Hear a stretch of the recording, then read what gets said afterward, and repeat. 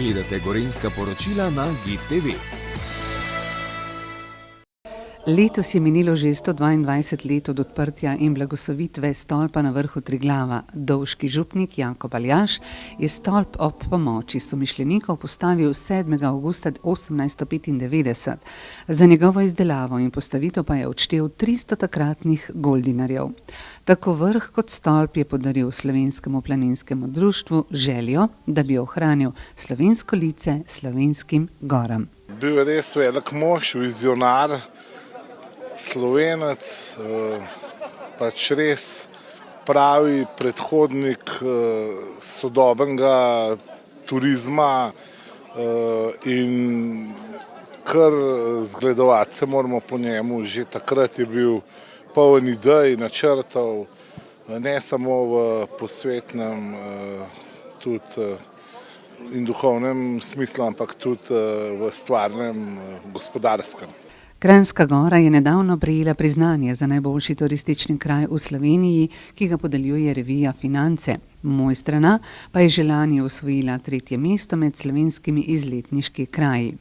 Hrovat si skupaj s sodelavci prizadeva, da bi njihova občina postala mali raj pod Triglavom. Jaz verjamem, da bo to možno doseči. Ljudje so sprevideli vizijo in društva, posamezniki, tudi kmetje, turizm in vsi delamo v isto smer. Občina Kranjska Gora resnično postaja dolina, ki se lahko kosa z najbolj urejenimi alpskimi dolinami, destinacijami, ne samo v Sloveniji, ampak tudi v Evropi.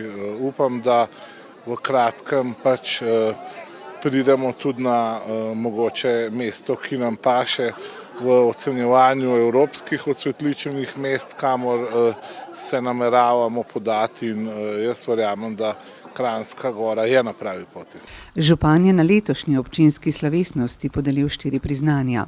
Prvega je prejelo Turistično društvo Dovje Mojstrana za 110-letne dosežke na področju turističnega razvoja in promocije občine. Se prepleta pohodniški turizem, kot letni turizem, zimski turizem, ko ljudje pridejo smučati, zraven pa še nekaj zdravilnih učinkov naših voda, tudi obe jezerci Kreda mogoče ponujata nekaj zdravilne vode za vse tiste, ki bi želeli pomočiti noge v to vodo. Tako da imamo širok spekter številnih stvari, dogodkov in pa aktivnosti, ki jih lahko pri nas ljudje počnejo, preživijo lahko aktivne počitnice, lahko so pa samo malo v stiku z naravo in se nekoliko sprostijo po napornem delovniku. Drugo priznanje si je prislužila Gorska reševalna služba Mojstrana, ki je lani praznovala 70-letnico delovanja.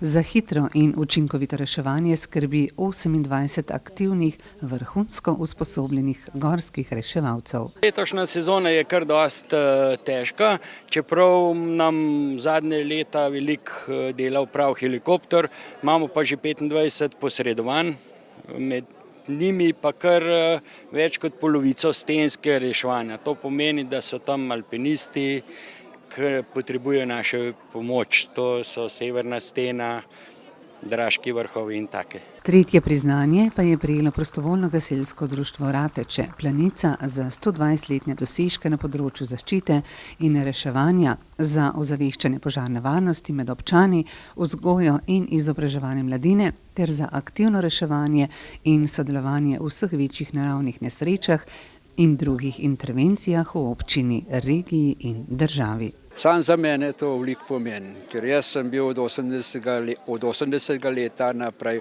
pri gasilcih v Ratečah, pa sem bil od 93. leta pa do 2010 poveljnik društva.